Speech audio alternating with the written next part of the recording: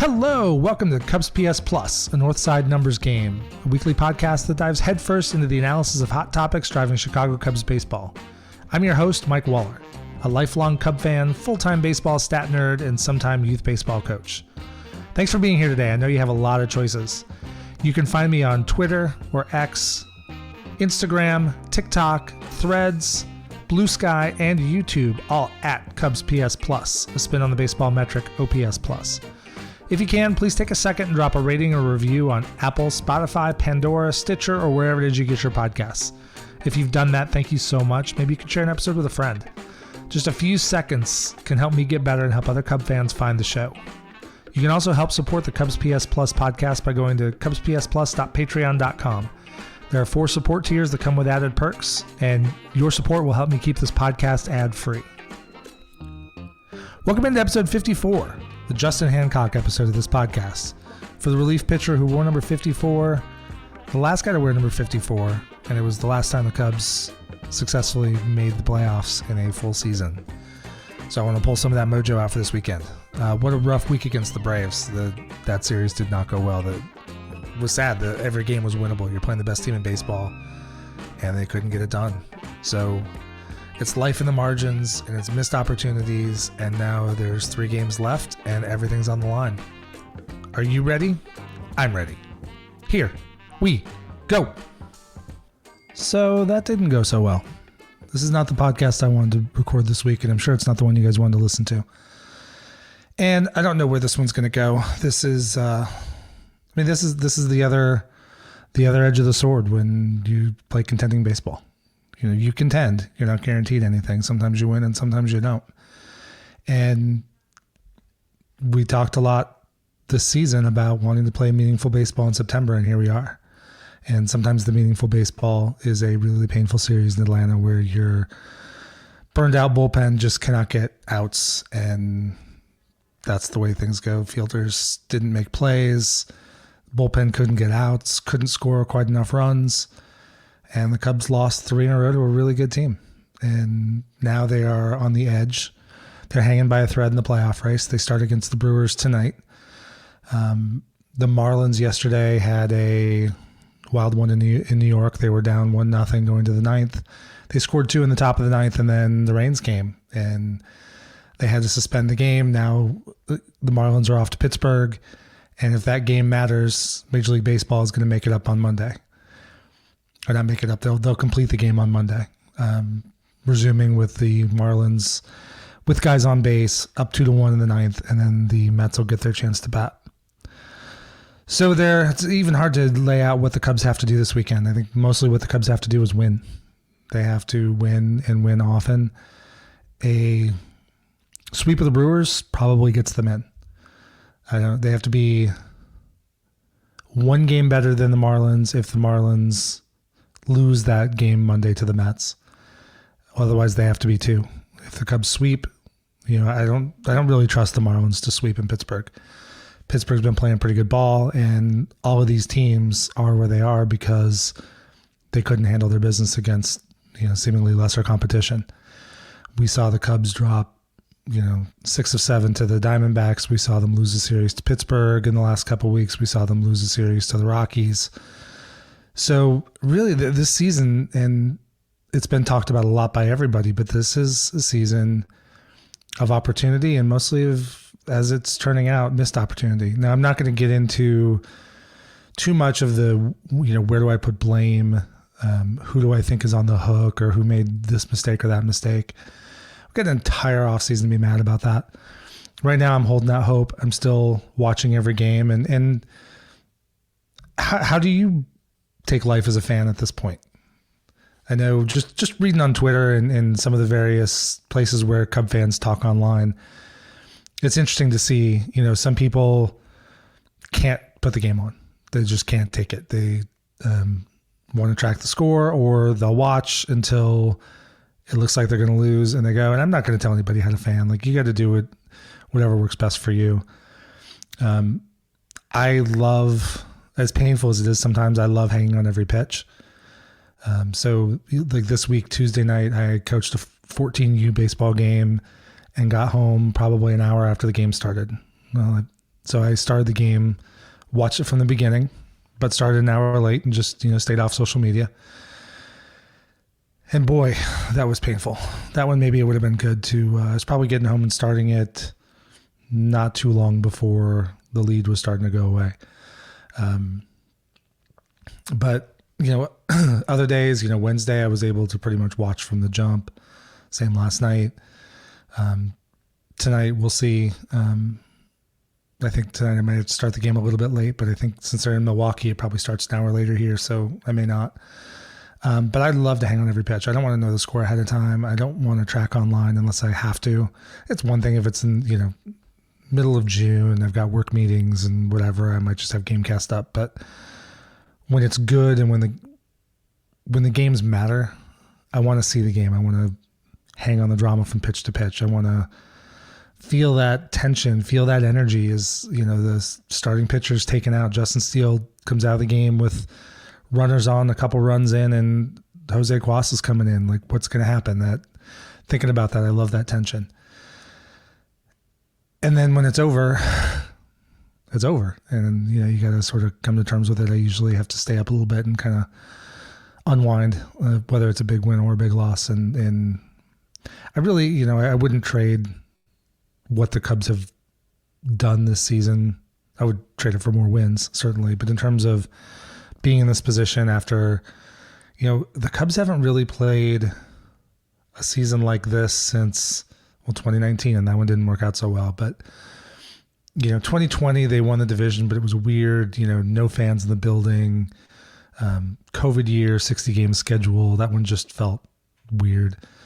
And then, there was no pennant race in 2021 or 2022 for the Cubs. So it's kind of, it's cool and it's kind of weird. And it's good being back here. I like this kind of baseball. I hope the Cubs learn from this and, make some changes. I don't know. We'll talk with the whole offseason, talk about changes, but clearly there are areas where they need to upgrade. I think Jed Hoyer in the front office and I think David Ross as manager all made some mistakes, and hopefully we'll learn from those going forward and be a better version of the Cubs next year, better version of the front office, better version of a manager.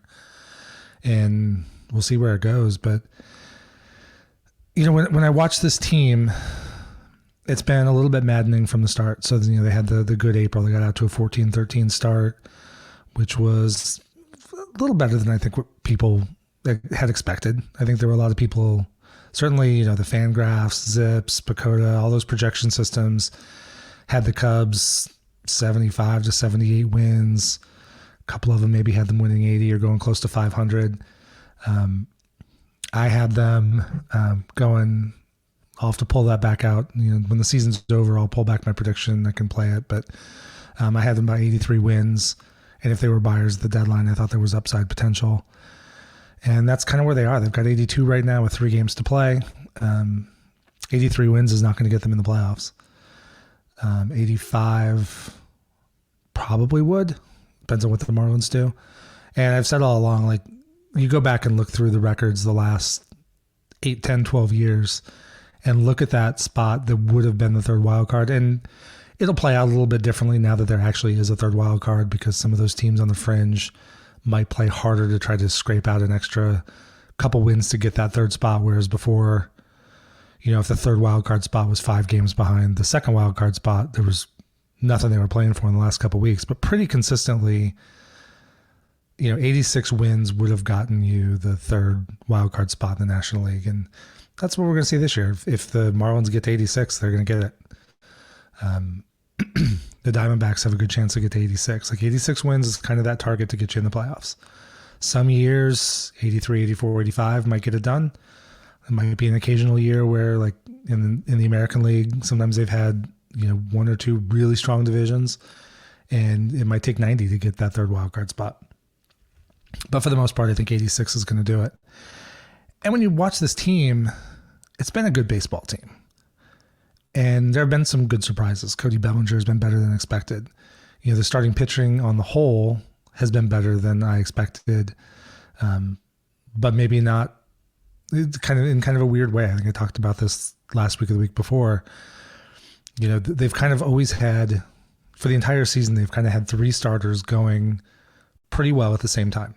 To open the season, it was Stroman, Steele, and Smiley.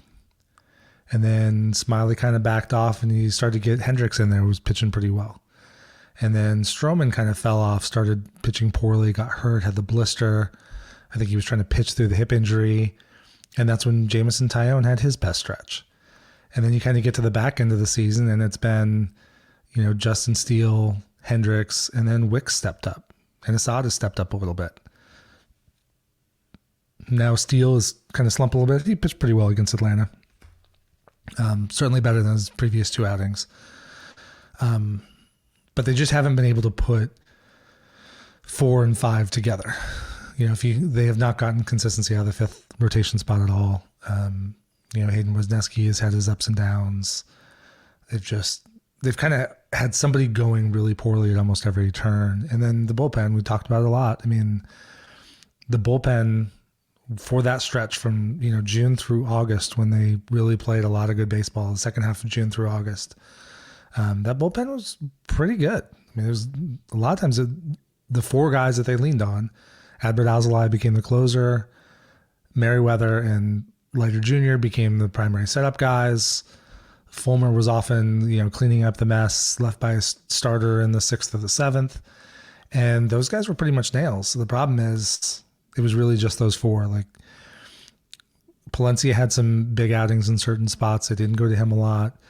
They didn't go to Rucker a lot. And the Cubs played a lot of games in this close, tight window. They were winning a lot of 5-3 and 6-4 and 2-1s and 3-2s. And when you're in those close games, I'm not going to make an excuse. I think the Cubs should have, and I've been talking about this for weeks, should have done more to get other guys ready and into those leverage spots.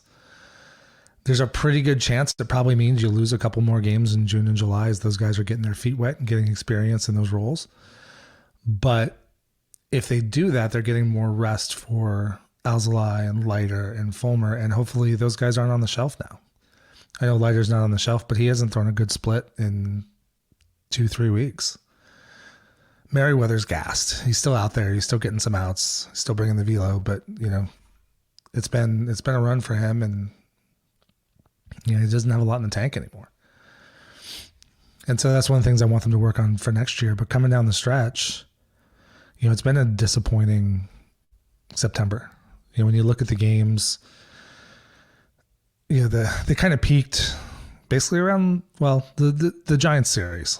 By the time they finished the Giants series, they were 4 games up over the Diamondbacks for the second wildcard spot and had another game or so cushioned for the third. And, this month, it's just been a lot of that. Now they handled San Francisco. 5-0 win with Steele throwing a gem. They won the 11-8 game. They won 8-2. They piled up the runs. And I never really, even though the one game was 11-8, I never really felt like the Giants were challenging in that one.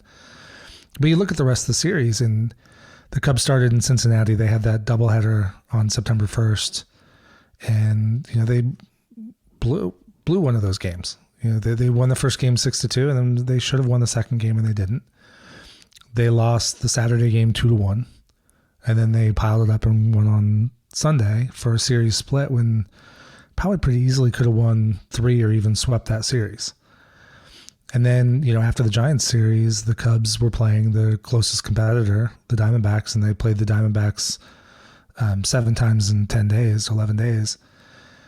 And they just couldn't get anything done. I mean, at home, the Diamondbacks took the first 3 games of that series, 6-2, 1-0, 3-2, and then finally the Cubs won on Sunday 5-2 before going to Colorado, where they lost the series to the Rockies, and then they got swept by Arizona in Arizona. And those games, the Sunday game was 6-2, but they lost 6-4 and they lost 7-6. Like, they just can't quite get out of their own way. And I think I talked about it a lot, that I think there's a lot of rest. I think a lot of the regular players didn't get enough rest.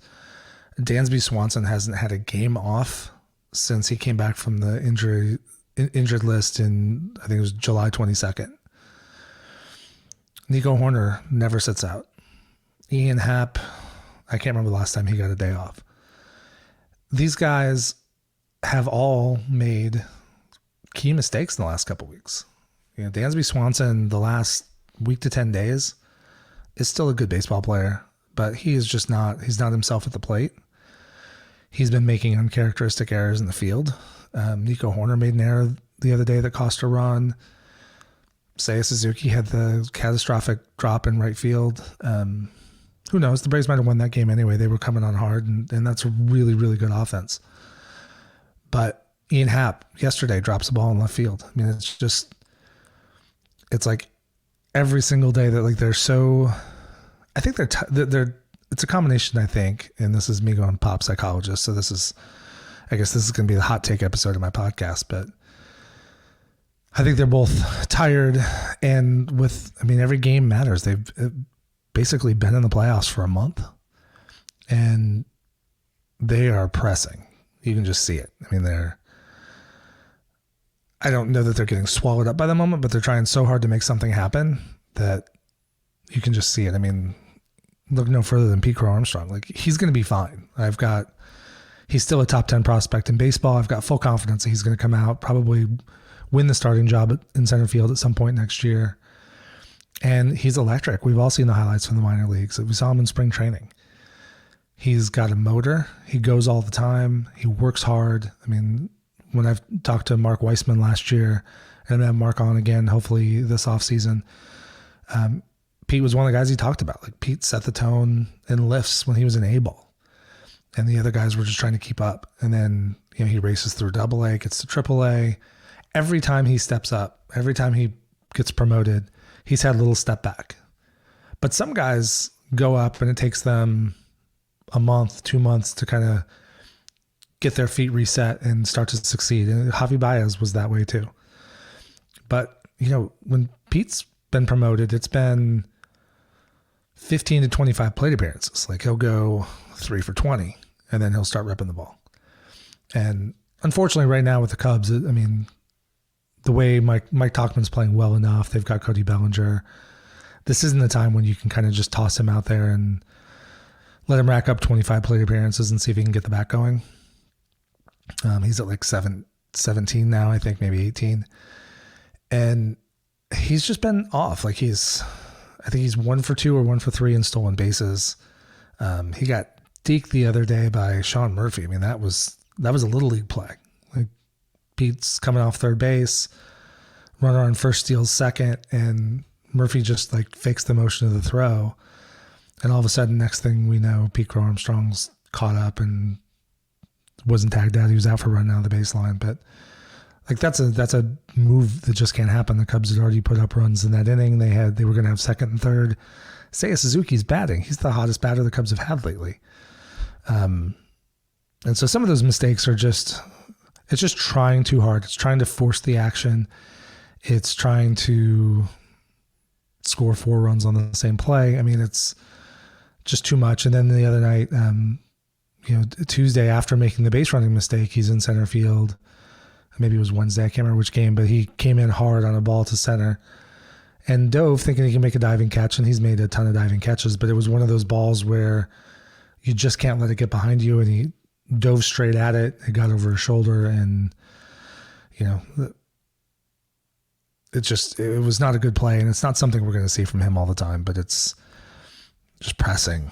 You can see Dansby's pressing. The guys are just trying to do too much in the moment. It's easy to say and harder to do, but relax and let the game happen.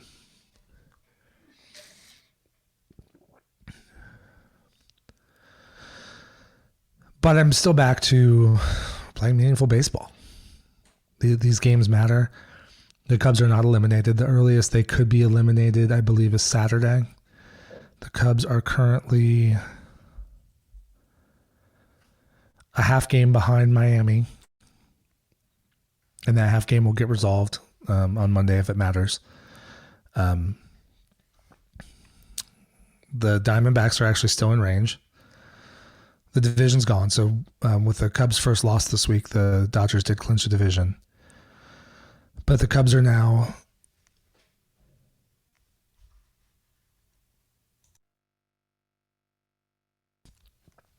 so the Diamondbacks are in the second wild card. They're a game and a half up on Miami. Miami's got the third wild card, half game up on the Cubs, and they're a game and a half up on the Reds. And so the Cubs have a 1-game edge over the Reds at this point. They're, probably would just assume at this point, given the Marlins have a lead over the Mets in the ninth, they're probably effectively a game behind the Marlins, which means the Cubs have to be 2 better than them this weekend. And that's going to be doable, but it's all order. The Cubs absolutely have to win 2 of these games unless they just get luck and have the Marlins get swept by the Pirates. And then also lose the game Monday if it matters. So the Cubs just got to take care of business. I've kind of laughed throughout the year. There are times in May where fans would say this is a must-win game, and it's just not. I mean, every game matters. Every game counts the same. So every loss in May counts the same as a loss in September. But it's not literally that they have to win. The Cubs have to win that game. The Cubs need to get wins and move on and play well and go on a good trend. But they don't have to win that game. Well, now the Cubs have to win this game. If the Cubs lose tonight, it's going to be pretty close to over. If the Marlins lose, then we're kind of in the same boat as tomorrow. But then the Cubs really would have to win the last 2 and hope that the Marlins lose at least 2 of those that they have left. So I think it's kind of all hands on deck. It's going to be interesting. I like the rotation, the way it's set up for this weekend. It's Hendricks tonight, it's Jordan Wicks on Saturday, and it's Justin Steele on Sunday. So if the Cubs can get to a point where Sunday matters, even though he's struggled a little bit, and I think he's a little bit out of gas for the year, who else would you want out there besides Steele? I think probably, maybe not tonight, but probably by tomorrow, I think Stroman's probably available for the bullpen. I think Jameson Tyon's probably available out of the bullpen. I think you start playing these games like you're in a playoff series and a back end of a playoff series because you got to get these wins. With the bullpen being gassed, they just couldn't get outs. Yesterday, I thought the bullpen pitched really well. Wisniewski looked good. Luke Little looked really good. So maybe you got to look at some of those guys. Maybe you don't go lighter in Merriweather. We'll see, but they're playing the Brewers. They're going to miss the Brewers' top 3 starters, which, I don't know, the Cubs have done reasonably well against them, so especially Corbin Burns. But they just have to hit whoever they're facing. And what's wild is, I was kind of looking at the numbers today, and I just wanted to see, it's been a disappointing September, and they're 10-14 in September, I think. And so, what's really fallen off? And so I went to Fangraphs and I pulled up their hitting and pitching stats. And really, if you look across the board, I'll use WRC Plus. I like going with that because it's a nice, easy measure. Kind of shows you how the team's doing. And really, the Cubs are, for the month of September. Oops, wrong window. Take that out. Even in high leverage spots, it feels like the Cubs are not doing that well in big spots, guys on base. But in, Fangraphs leverage spots, the Cubs are 9th in baseball in September, and they've got a 128 WRC plus in those situations. If you take the leverage out and just look at the month as a whole, the Cubs are 6th in baseball in WRC plus in September. And then even if you look at the pitching, the pitching is clearly where the stuff has kind of fallen down, especially, in the Braves series. But depending on what you want to look at, if you look at FIP, the fielding independent pitching, in the month of September, across the board for the staff as a whole, the Cubs are 9th. They've got a 387 FIP in the month of September. If you'd rather look at, if you want to look at WHIP with guys on base, they're 11th. They're still top half of baseball. And then if you go starting pitching, Steele hasn't done as well, and the starting pitching hasn't been quite as crisp. And you go back and look at FIP, and the Cubs are 9th. Wait, no, that didn't take the sort.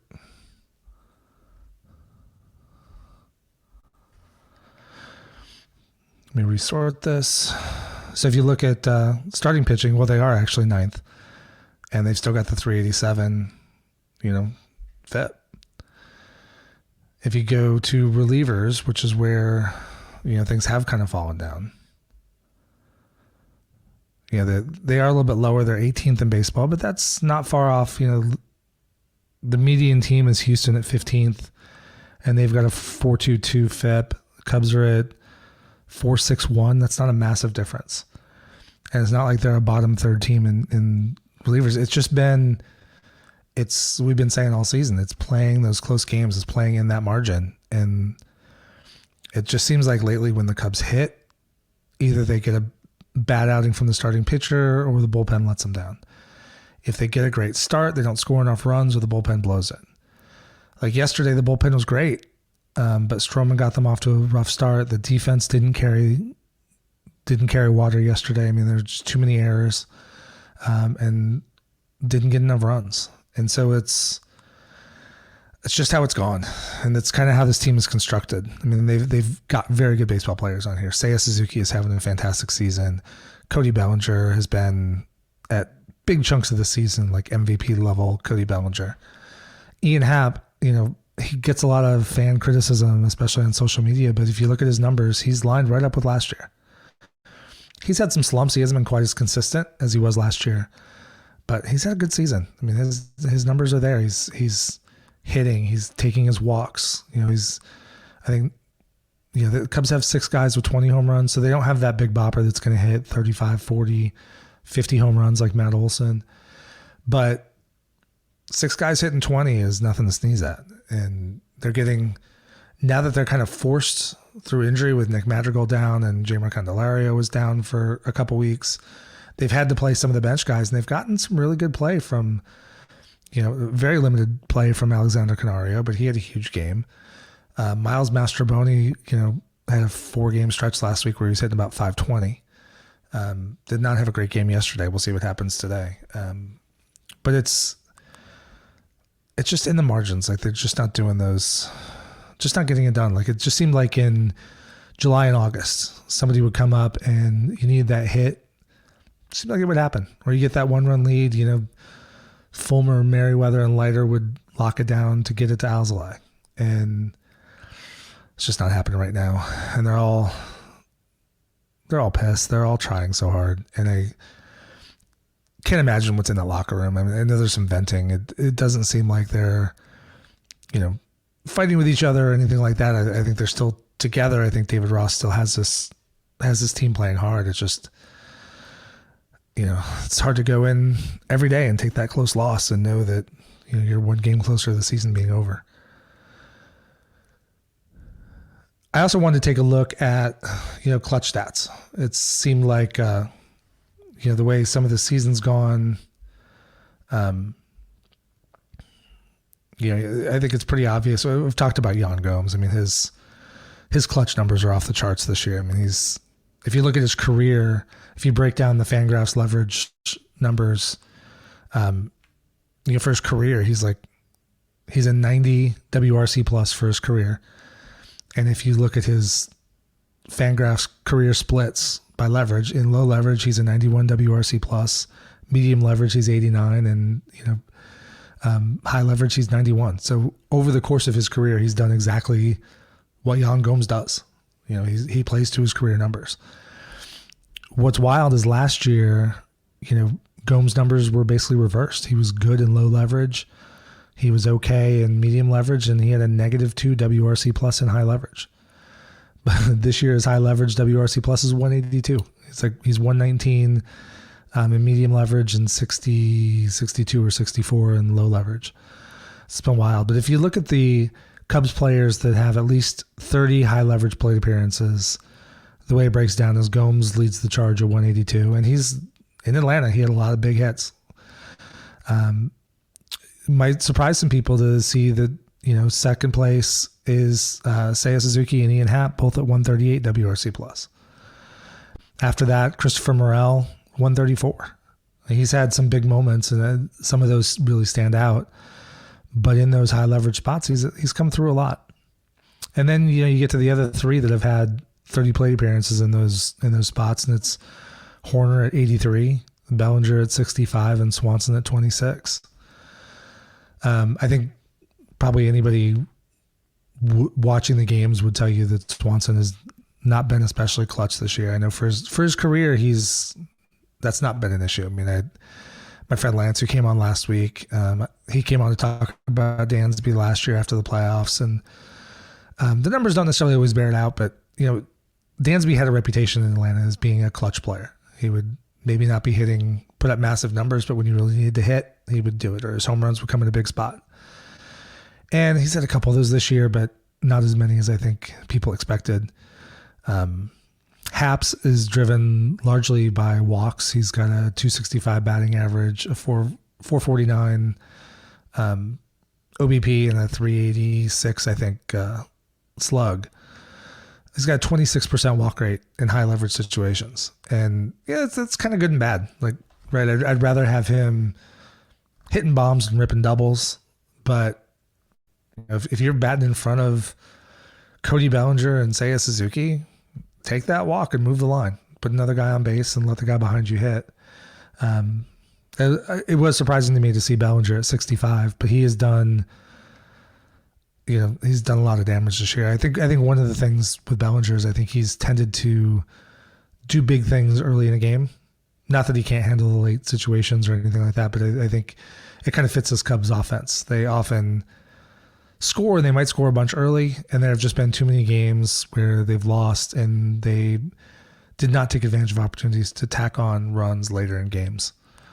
Horner is probably basically noise. I mean, you look at all these guys' careers, and Haps is long enough. Like I pointed out, Gomes is doing his basically on his career leverage splits. He's doing his career numbers, and that's what most of these guys are going to do. There's the occasional outlier that maybe is a guy who is particularly clutch. It's rare, but it does happen, or particularly unclutch. But for the most part, and these fluctuate a lot year to year. Like last year, Gomes having a -2 WRC plus in high leverage, and this year he's 182. Like, there's no explanation for it. It's luck, and it's matchups, and it's kind of whatever happens. It's baseball being baseball. So I think there's going to be a lot to talk about when this season's over. I hope the season is not over this weekend. I would love to have playoff action in Milwaukee next week, as I'm sure all of you would too. I think there's going to be a lot to break down. I want to get into, what drove this season. What players were surprises, both good and bad. Who really emerged this season to take a role that may last beyond this season. I think some guys, we kept hearing about the summer of Mike Tauchman, and it was. But Mike Tauchman is what Mike Tauchman is. I mean, he's a good player who plays a solid defensive center field. He's fast enough. He's not a burner. He's going to hit all right. He's going to give you competent at-bats, and that's what he's done all year.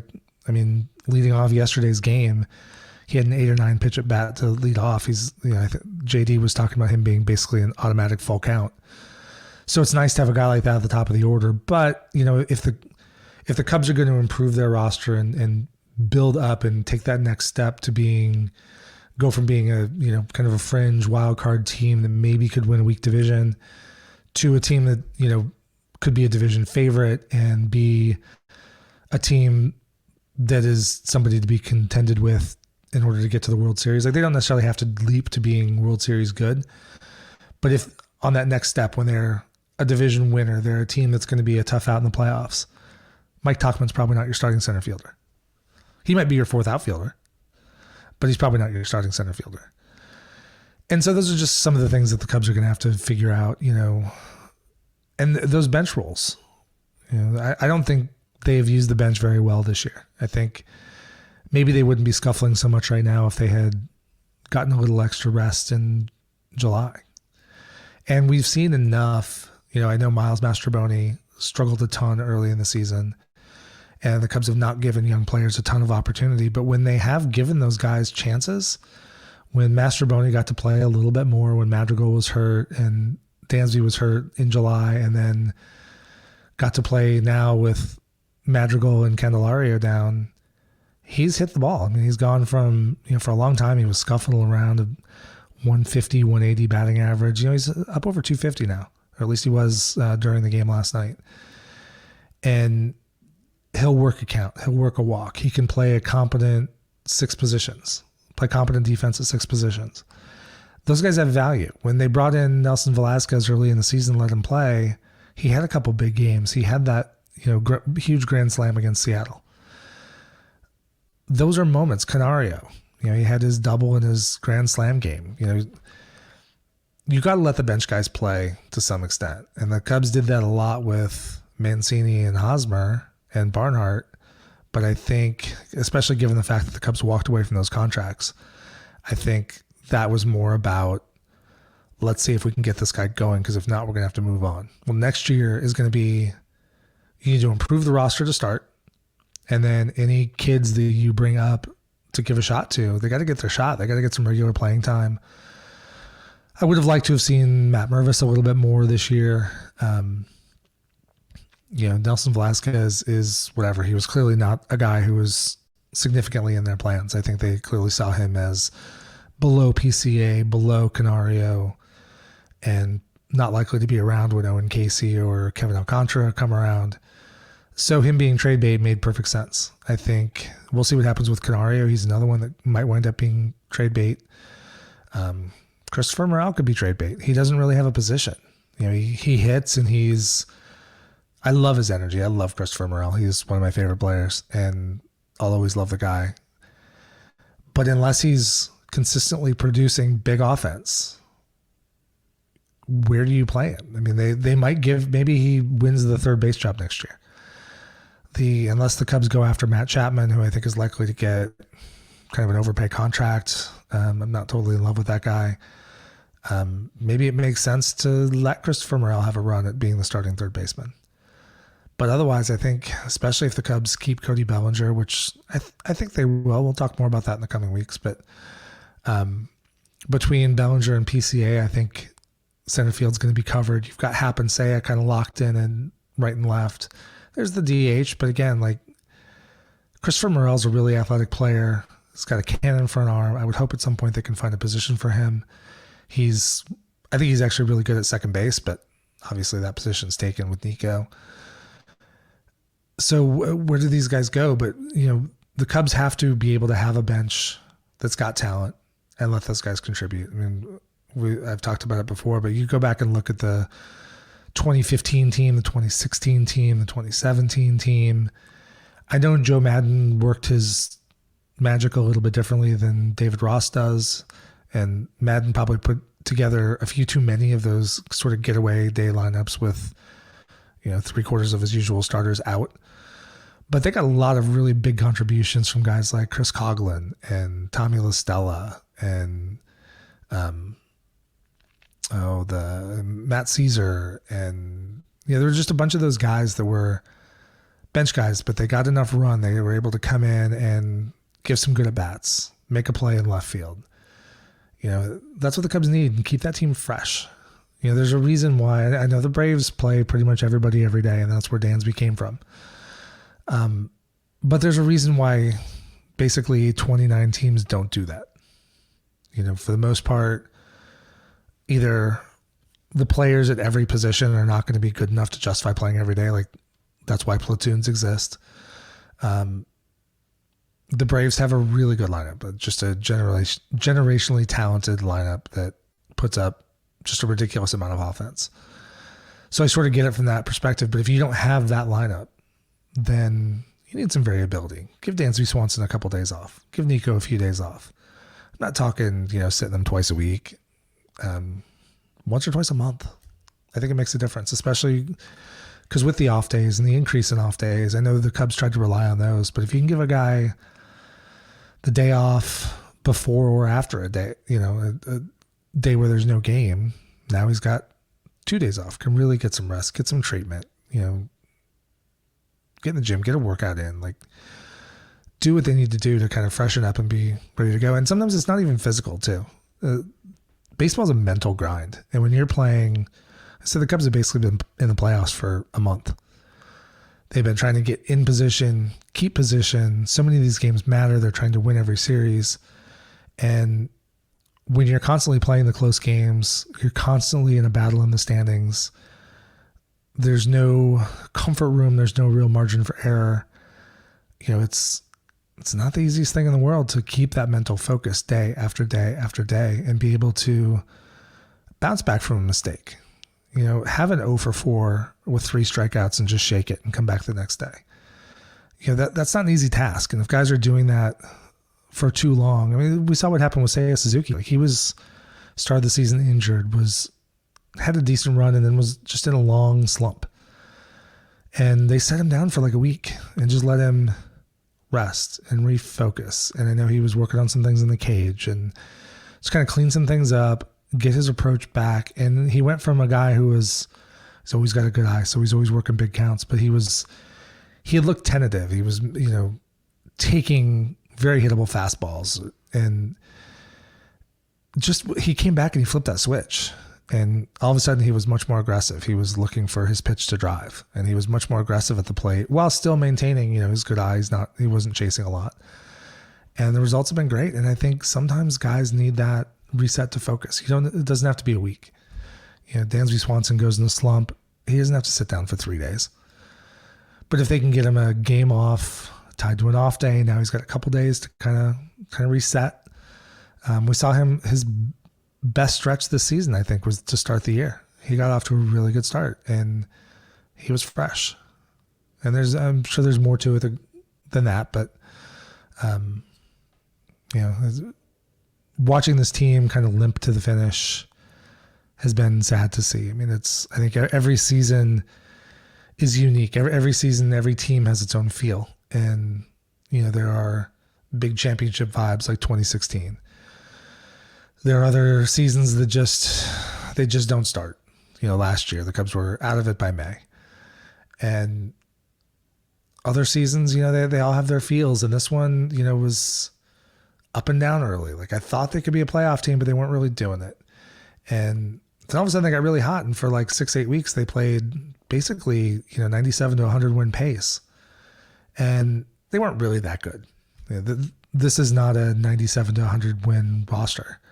But they played like it for a long time and made up some of that ground they lost in May. But back to starting the roster with only 2 outfielders leaving spring training because Seiya was hurt. Spending way too many at-bats on Eric Hosmer and Trey Mancini, and to a little bit lesser extent, Tucker Barnhart, Luis Torrens, Edwin Rios, like those guys that just didn't really contribute. They gave some games away. Jed was talking about it this week that he knows that the Cubs got out slow because they sort of just thought they'd figure the bullpen out, and the guys didn't have their roles. And I think people will tell you they want to know what their job is. And people can be versatile, and sometimes you have to, do something that's, not quote your job, but not having defined roles, not knowing who the closer was, that set them back. And they ultimately figured it out, at least with those 4 guys. And they figured out some of the roster stuff. I'm encouraged by the fact that they were willing to walk away and eat money on guys that just were not performing. It's a sign that they're serious about winning. But, it's missed opportunities. Every game matters the same. They have a 10-18 May. If they're, 14-14 in May, the Cubs are probably in the playoffs, pretty much locked up. If the Cubs had won the Pittsburgh and Colorado series, they're probably just about maybe a win away from securing at least the 3rd wild card spot. If they had split with Arizona, they'd probably already be clinching the playoffs. Like they've had these opportunities, and there have been. I know everybody was screaming Tuesday night about, wow, Seiya's missed fly ball in right field is going to keep the Cubs out of the playoffs. And it was never going to be about one game. That was one of the options. That was one of the games that, would have been nice to have. But you look back and it could have been losing 3 out of 4 to the Nationals in May. It could have been getting swept by Miami in May. In fact, probably if they hadn't been swept by Miami, if they had won one of those games in Miami, they'd have to go to a secondary tiebreak. I don't know what it would be. I'd have to get that in front of me and look it up. But, just a couple of things flip like that. If they don't lose 4 of their first 5 against Cincinnati, but when Cincinnati wasn't even really playing that well yet, maybe they have the tiebreak with Cincinnati. If they had tiebreaks right now, things would be looking much different. Even if the Marlins win that game against the Mets, then it's okay. The Cubs are a game back.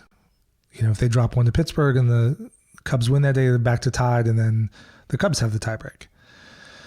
But that's just not how it's gone. It's been in the margins. The Cubs have lost this in the margins, and just next year they're going to have to figure out a way to make the roster better and get on it earlier and hopefully get out to a quicker start. But 3 games left. Big 3. At least 2 of them matter. They are going to be playing meaningful baseball on at least the next to last day of the season. And it doesn't feel so great right now, given where they were a month ago, given how they looked in July and August. But it's a place that I was, even when I said I was hoping they would play meaningful baseball in September, I was thinking maybe the first couple weeks. If they were going to be that 81, 82, 83 win team, I was thinking they might be kind of out of the playoff race by the middle of September. But that's not been the case. So I'm thankful for what we've had. It's not gone the way I wanted it to go necessarily, and it was a rough series in Atlanta, so I'm glad that's over.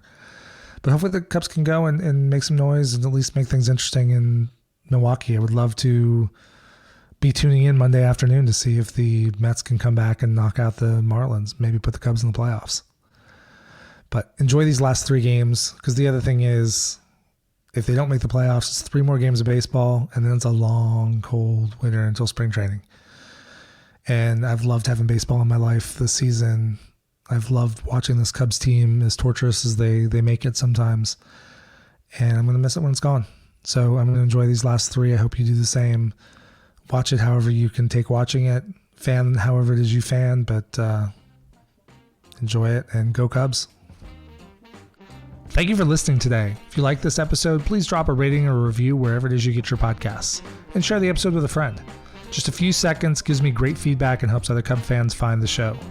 You can find me on Twitter or X, Instagram, TikTok, Threads, Blue Sky, and YouTube, all at CubsPS Plus. And check out the Patreon page, cubspsplus.patreon.com, to help support the show and keep it ad-free. As always, the music for this podcast is from Prospect Park West by Jerry McCoy. This is Mike Waller, host of the CubsPS Plus podcast. Every day with Cubs baseball or talking about Cubs baseball is a great day. Go Cubs!